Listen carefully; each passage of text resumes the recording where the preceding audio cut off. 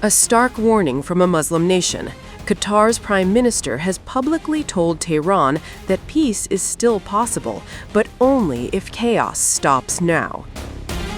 As regional tensions spike amid fears of U.S. intervention and deadly unrest within Iran, Doha is pushing hard for de-escalation. The message is clear. We're down for peace, just don't blow it.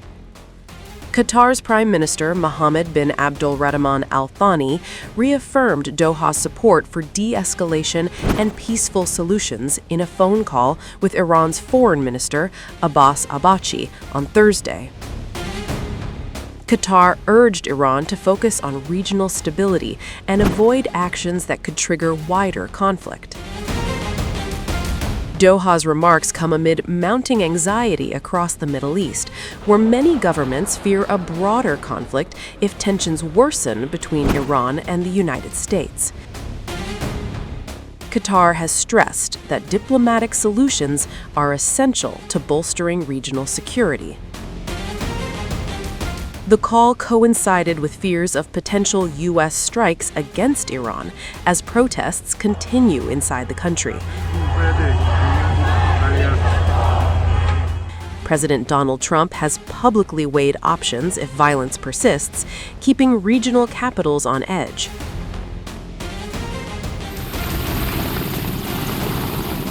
Qatar has previously played a mediation role in regional crises and often positions itself as a broker for peace between Iran and other powers.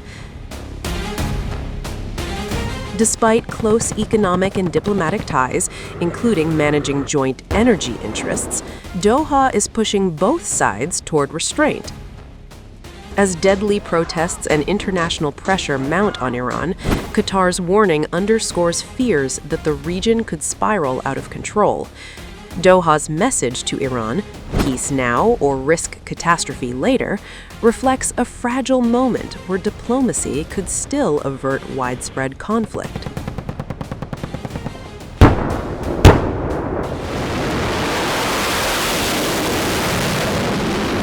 What if the next U.S. war doesn't start with an invasion, but with a menu? A list of strike options, each one dangerous, each one irreversible. Welcome to Trump's Iran strike menu. As tensions rise between Washington and Tehran, the Trump administration is reportedly weighing military options against Iran. No boots on the ground, no full-scale war, at least not at first. Instead, precision strikes. But every option comes with a price.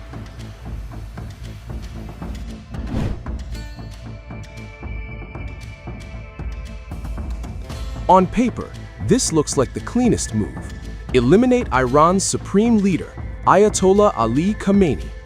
He's the face of the regime, the final authority, the man behind Iran's crackdowns, proxy wars, and nuclear defiance. A successful decapitation strike could shatter the regime's command structure.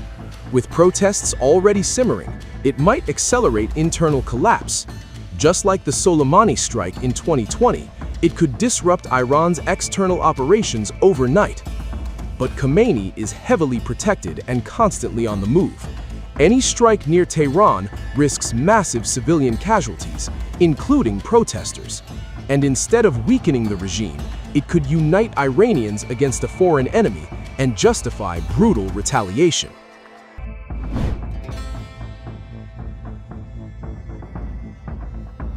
The Basij militia is the regime's muscle. They crush protests, they enforce loyalty, they fire on civilians. Targeting them means hitting the regime where it hurts, internally. This weakens Iran's ability to suppress dissent. It sends a message of support to protesters, and it avoids targeting civilians directly, at least in theory.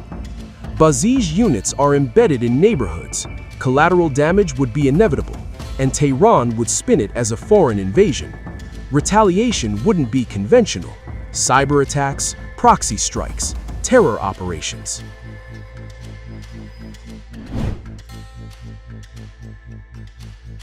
This is Netanyahu's long-favored option. Strike Iran's nuclear facilities, Natanz, Fordo, before Iran reaches the bomb.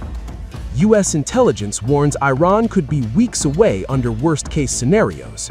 It delays Iran's nuclear ambitions, buys time for diplomacy, and reassures US allies like Israel and Saudi Arabia. However, airstrikes won't destroy the program forever. They'll just push it deeper underground.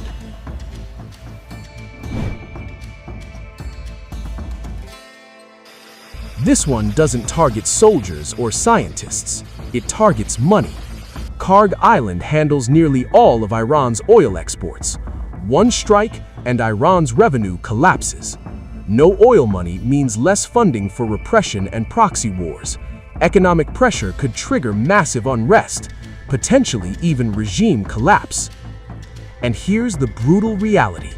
You can cripple Iran, or you can protect the global economy, but you can't do both. Every strike risks escalation. Every restraint risks Iran going nuclear. With protests raging, with proxies active across the Middle East, and with nuclear timelines shrinking, the next move could reshape the world. This isn't just about Iran, it's about how much chaos the world is willing to risk.